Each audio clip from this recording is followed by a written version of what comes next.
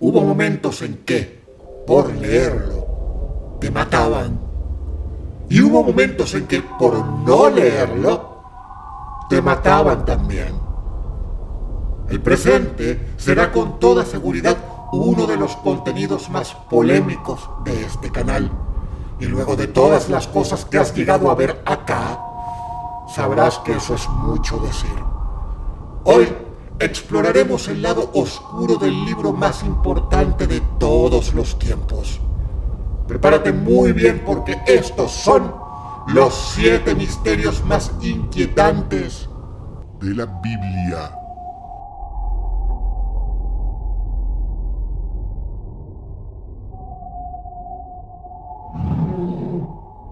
Número 7.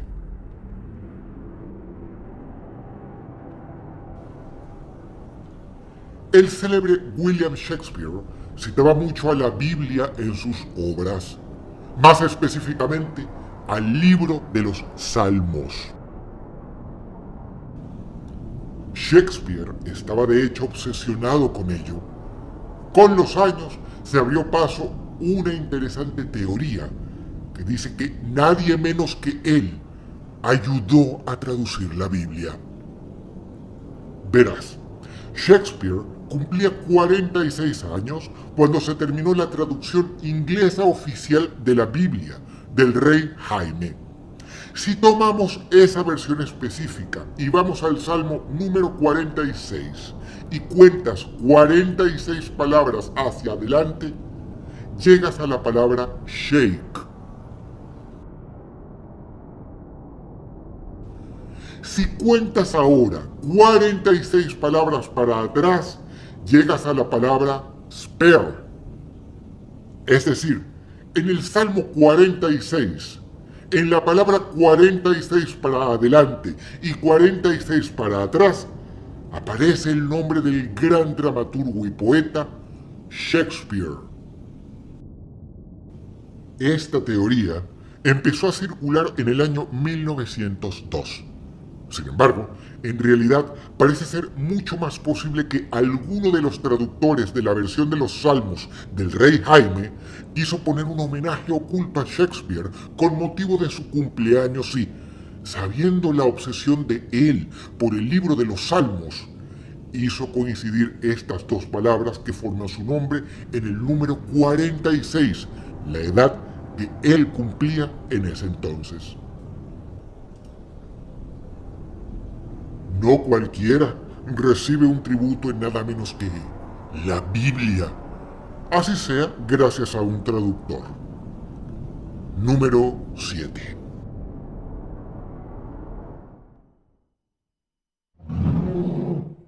Número 6.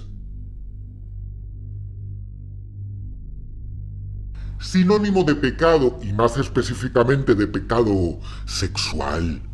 Tan así que al sexo anal se le denomina sodomía en homenaje a una de estas dos ciudades maldecidas por Dios en el Antiguo Testamento. El relato bíblico habla que Lot, su esposa y sus hijas vivían en una de estas ciudades a las cuales Dios, harto de tanta inmoralidad, había decidido destruir por completo con una lluvia de fuego y azufre. Nos encontramos frente a una de esas historias bíblicas que parece demasiado increíble para ser verdad y sin embargo, un equipo de arqueólogos parece haber descubierto evidencia de que, efectivamente, estas ciudades antiguas fueron de hecho auténticamente destruidas por una lluvia de fuego y azufre. Pero la teoría científica no habla de la furia de Dios, sino de un meteorito el cual se desintegró a poco de tocar la ciudad, ocasionando una explosión 1000 veces más potente que la bomba de Hiroshima. Los sorprendidos habitantes de la ciudad quedaron cegados al instante. La temperatura del aire se elevó rápidamente por encima de los 2000 grados Celsius. Ropa y madera estallaron inmediatamente en llamas. Espadas, lanzas y hasta la cerámica comenzaron a derretirse. Al parecer, detrás del relato bíblico, pues las fechas y la zona coinciden, hubo un hecho histórico verificable. Se calcula que en dicha lluvia de fuego y azufre murieron en la ciudad de forma instantánea unas 8.000 personas. Está claro que Lot, quien era pariente de Abraham, sobrevivió a dicho cataclismo. Si no, no hubiera sobrevivido y no pudiera obviamente haberlo contado.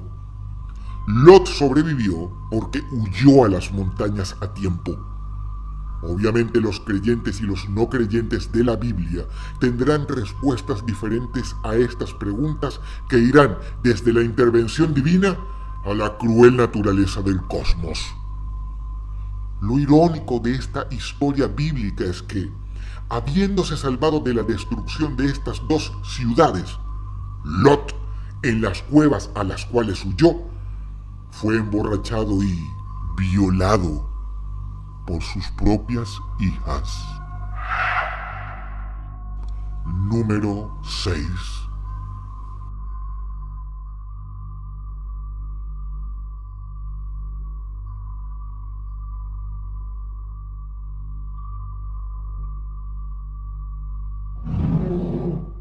Número 5.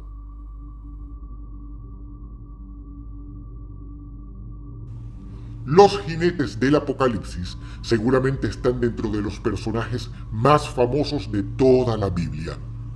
La influencia de los mismos en la cultura popular es tremenda, tanto en películas como en videojuegos. Sin embargo, aquí es donde puedes hacer una pregunta. ¿Cuántos son los jinetes del Apocalipsis? Seguramente te tienta decir que son 4. De hecho, así se les llama, los 4 jinetes del Apocalipsis. Guerra, hambre, peste y muerte. Pero si leemos la fuente original en la que aparecen estos personajes, es decir, el libro del Apocalipsis, escrito por Juan de Patmos en un estado de profundo trance, nos encontramos con que existe un 5.º jinete.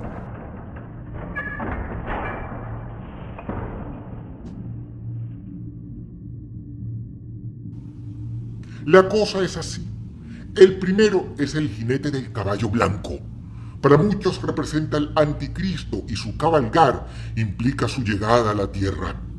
El segundo jinete es el jinete del caballo rojo, cuyo nombre se revela en el libro y es la guerra, dando a entender que tras la llegada del anticristo seguirá un periodo de guerras terribles.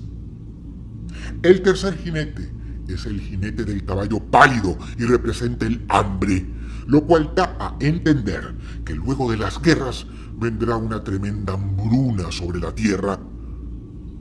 Sigue el cuarto jinete, el del caballo negro, que es la muerte. Muchos creen que este es el jinete final.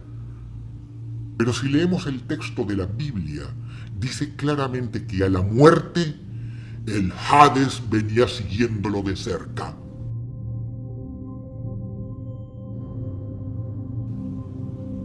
Por tanto, existe un 5.º jinete y es el Hades, lo cual en ese contexto del Nuevo Testamento era el nombre dado tanto a la morada de los muertos como al dios hermano de Zeus que la custodiaba. Para los cristianos posteriores, Hades se transformó en sinónimo, o más bien alegoría, del infierno. El panorama de esta profecía es desolador. Cuando el anticristo llegue a la tierra, será seguido por terribles guerras, una enorme hambruna y tras esto, la muerte acabará con la mayor parte de la humanidad por pestes entre los que aún no murieron ni de hambre ni por las guerras. Pero lo más terrible es que el 5.º jinete, el infierno mismo encarnado, es el que vendrá de último, recogiendo los cuerpos de los que mueran. Tal vez el 5.º jinete sea tan terrible que de alguna forma ha sido eliminado del relato popular y nos quedamos siempre con los 4 primeros jinetes. Pero allí está, siguiendo de cerca la muerte misma, el Hades o infierno, sería el 5.º jinete, según muchos. Número 5.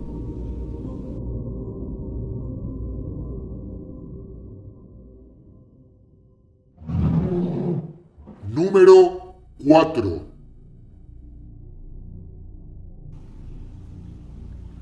Como es de esperarse, la Biblia aborda el tema del fin del mundo en diferentes ocasiones, tanto en el Antiguo como en el Nuevo Testamento. De hecho, dedica todo un libro, es decir, el Apocalipsis, a hablar de los acontecimientos previos y posteriores a ese fin.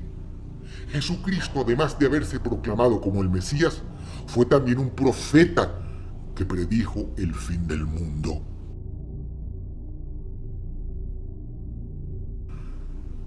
Porque se levantará nación contra nación y reino contra reino, y habrá pestes y hambres y terremotos en diferentes lugares. Y todo esto será principio de dolores. Entonces os entregarán a tribulación y os matarán, y seréis aborrecidos de todas las gentes por causa de mi nombre. Muchos tropezarán entonces y se entregarán unos a otros, y unos a otros se aborrecerán. Y muchos falsos profetas se levantarán y engañarán a muchos, y por haberse multiplicado la maldad, el amor de muchos se enfriará. Según el profeta Daniel, el pueblo de Daniel, o sea, Israel, sería atacado por lo que él mismo llama el rey del norte. Un rey de las regiones de Asiria, que es lo que hoy sería Irán. Y durante ese tiempo habría una angustia nunca antes vista. A esa profecía alude Jesús en su sermón. Hoy, en las mismas tierras aludidas en la Biblia, vemos conflictos aterradores que, en la mente de todos, parece anticipar nada menos que el tan temido evento: la Tercera Guerra Mundial. Número 4.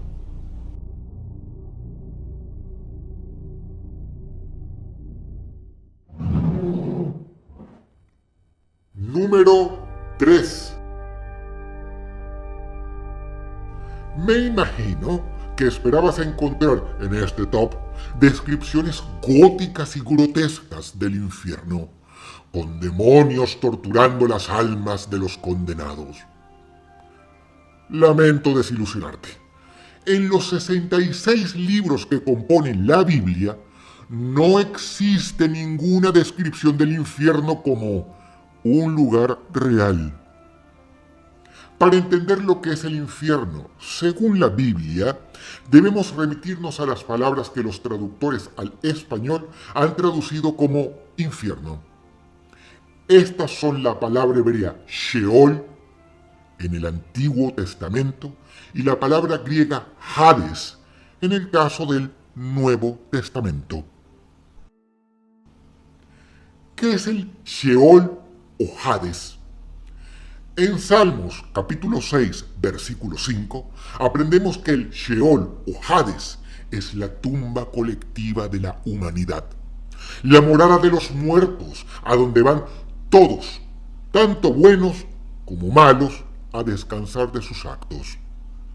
Esto es lo que creen la mayoría de los judíos hoy día y lo que creían los cristianos primitivos. La palabra infierno deriva de inferis, es decir, lo que está abajo, o sea, el sepulcro, la tierra, la tumba. No es un lugar de tormento y, ciertamente, no es descrito como tal en la Biblia, ni más ni menos. El infierno que tú conoces, el de Dante, lleno de demonios, peligros y castigos inenarrables contra los pecadores, no existe en la Biblia. En la Biblia, El fuego es simplemente un símbolo de destrucción, no de tortura. Según la Biblia, además, el diablo, los demonios y finalmente la gente malvada será arrojada al lago del fuego, que es un enorme basurero donde se quemarán y dejarán de existir para siempre. Es decir, insinúa que serán destruidos, no torturados por toda la eternidad. Número 3.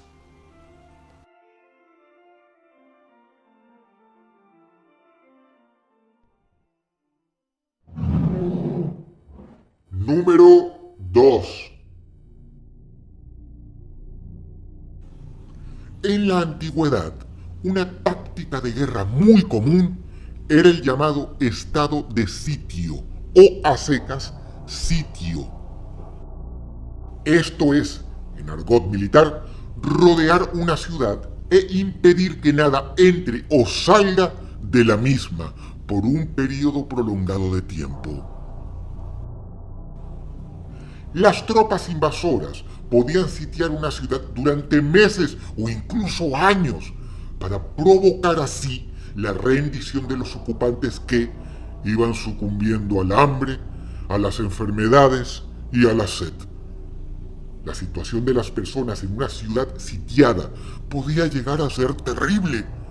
En el Antiguo Testamento encontramos varias profecías pronunciadas en diferentes épocas en las cuales a los israelitas se les advierte que si se apartaban de las escrituras sufrirían maldiciones y serían sitiados por sus enemigos, pasando tal hambre que llegarían a comerse a sus propios hijos recién nacidos.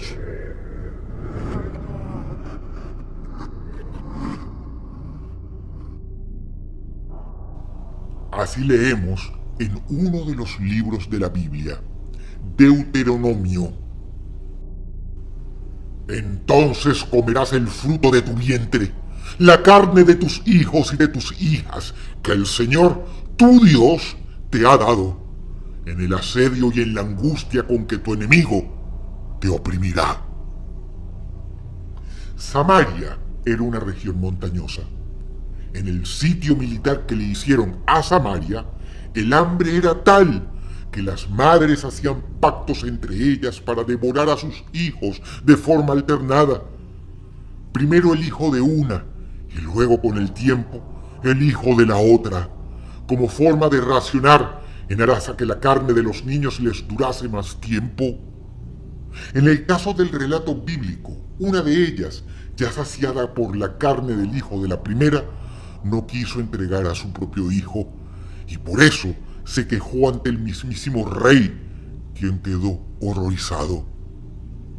Existen abundantes testimonios arqueológicos de que este tipo de situaciones de canibalismo intrafamiliar en ciudades sitiadas eran frecuentes en tiempos bíblicos y, en el caso de la Biblia misma, cumplieron incluso una terrible profecía previa.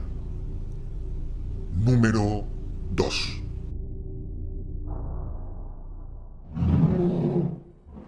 Número 1. Sin duda la estabas esperando.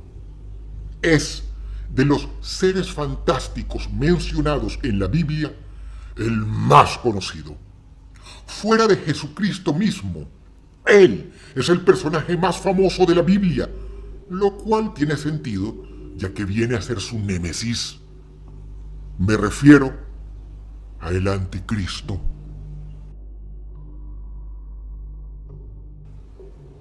El Anticristo bíblico no es como el de las películas.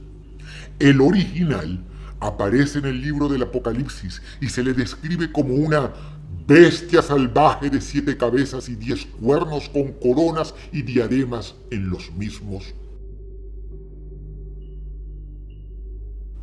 La misma, según el Apocalipsis, emerge del mar, sí, como un kaiju, y su nombre, según la Biblia, es simplemente un número.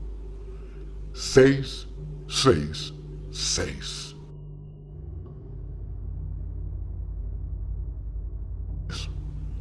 Sobre los lomos de esta bestia cabalga una prostituta llamada Babilonia la Grande, la cual en la descripción del Apocalipsis está ebria con la sangre de todos los santos. Pero cuidado, no es la única bestia de proporciones colosales que aparece en el Apocalipsis, ni siquiera en toda la Biblia. En el Apocalipsis mismo se mencionan otras bestias, una de ellas de 2 cuernos, descrita como un cordero que habla como dragón, a quien se identifica como el falso profeta y que es quien pide a los habitantes de la tierra que adoren a la bestia. Todas estas figuras de bestias que emergen del mar, en realidad se inspiran en el más antiguo libro de Daniel, del Antiguo Testamento. Y, con la guía de este, podemos interpretar que en realidad todos estos monstruos eran una alegoría de la época para referirse a potencias y gobiernos agresivos y hostiles. Es decir, claramente no eran bestias reales, sino una alegoría. Para muchos teólogos, la Bestia 666 es la sucesión de potencias mundiales que oprimieron a Israel, desde Egipto, la primera cabeza del monstruo, hasta el Imperio Británico, su 7ª y última cabeza. Lo cierto es que pocos enigmas han cautivado más la imaginación que esta bestia apocalíptica llamada 666. Durante 2000 años, teólogos, numerólogos, curiosos, ocultistas, creyentes e incluso ateos han intentado descifrar el significado de ese número y la identidad de la temible bestia salvaje. Sobre la bestia salvaje en sí misma, identificada muchas veces como el mismísimo anticristo, se han escrito innumerables libros y se han hecho incontables películas. Se han pintado miles de cuadros y desde luego se han compuesto multitud de canciones en su honor. La bestia salvaje es el misterio más retorcido y perturbador de toda la Biblia, el que más ha influido en la cultura popular. Lo peor es que quizás sea el augurio de algo tan terrible que aún no ha llegado. Es por esto que a la bestia 666 le corresponde el número 1 de este top, por ser el misterio más grande, el enigma más difundido y fascinante, la interrogante más inquietante, además que contiene la Biblia y que prácticamente la cierra allí al final, en una especie de broche de oro, para dejarnos pensando sin encontrar jamás una respuesta.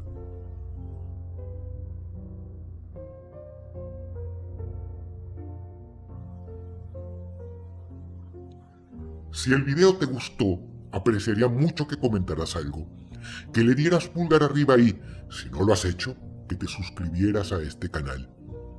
Envío un agradecimiento al usuario 19april200, quien fue la persona que dio la idea para este top. Muchas gracias.